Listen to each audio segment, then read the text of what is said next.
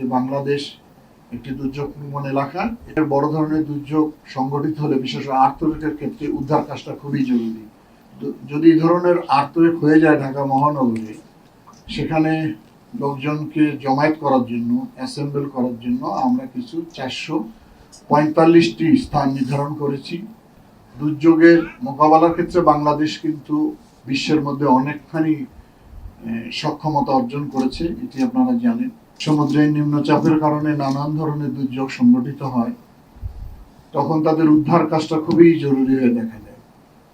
সাম্প্রতিক সময় আপনারা জানেন যে চট্টগ্রামে ব্যাপক অতিবৃষ্টির কারণে বিস্তীর্ণ অঞ্চল প্লাবিত হয়েছিল।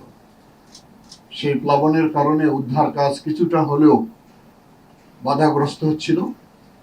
জাইকার অর্থায়নে যে আমরা বোট পেয়েছি, সেখান থেকে একটি বোট আমরা তাৎক্ষণিকভাবে চট্টগ্রামে পাঠিয়েছিলাম উদ্ধার কাজ সম্পন্ন করার জন্য। সে কারণে আমাদের দেশে বিশেষ করে যারা চর অঞ্চলে, সমুদ্রের উপকূল অঞ্চলে বসবাস করে, তাদের উদ্ধার কাজটা হচ্ছে সবচেয়ে জরুরি। আমার মনে হয় যে আজকে সেই কাজটা কিছুটা হলো আমরা সক্ষমতা অর্জন করলাম। দুর্যোগের মোকাবেলার ক্ষেত্রে বাংলাদেশ কিন্তু বিশ্বের মধ্যে অনেকখানি সক্ষমতা অর্জন করেছে, এটি আপনারা জানেন। তো দুর্যোগের বিষয়গুলো আমাদের মোকাবেলা করার জন্য, সক্ষমতার জন্য আরও আমাদের অনেক ধরনের প্রিপারেশন আছে, নিচ্ছি আমরা। ইতিমধ্যে আপনারা শুনেছেন যে আমাদের দেশে কয়েকটি অঞ্চল ভূমিকম্প প্রবণ হয়ে দেখা দিচ্ছে। তার মধ্যে অন্যতম সিলেট, ঢাকা, চট্টগ্রাম, রংপুর। সেখানে আমাদের মাননীয় প্রধানমন্ত্রী আমাদেরকে নির্দেশনা দিয়েছেন। সেই নির্দেশনা অনুযায়ী আমরা কাজ করে যাচ্ছি। তার মধ্যে অন্যতম কাজ হচ্ছে যে ভলান্টিয়ার 1 লক্ষ।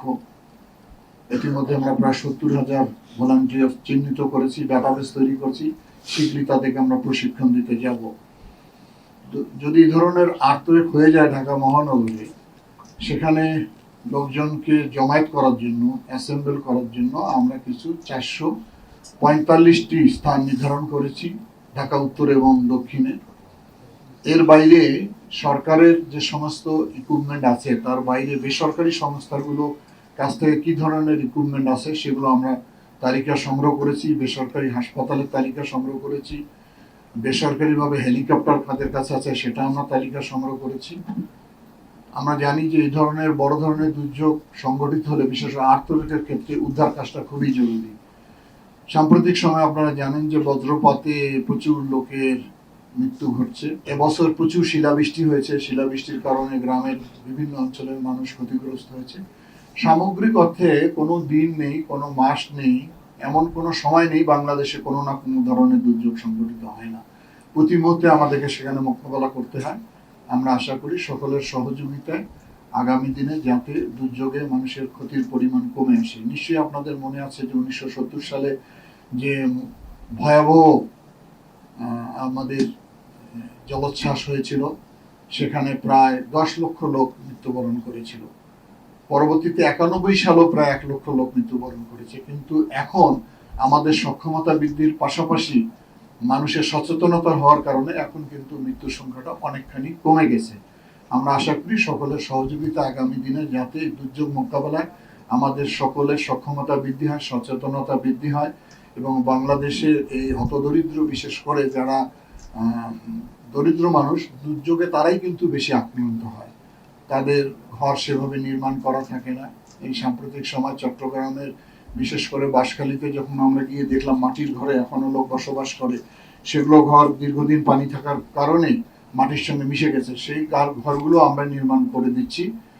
সবকিছু বলে আবারও বলি আমি যে বাংলাদেশ একটি দুর্যোগ প্রবণ এলাকা। এটার সবচেয়ে বড় প্রয়োজন হবে সচেতনতা আমাদের মধ্যে বৃদ্ধি করার। এই প্রত্যাশা রেখে আজকের এই শুভ দিনে, শুভ অনুষ্ঠানে জাইকা এবং জাপানের সহযোগিতায় আমরা যে সক্ষমতা বৃদ্ধি একটা নতুন স্তরে উপনীত হয়ে গেলাম, সেই জন্য তাদেরকে ধন্যবাদ জানাচ্ছি। আসসালামু আলাইকুম।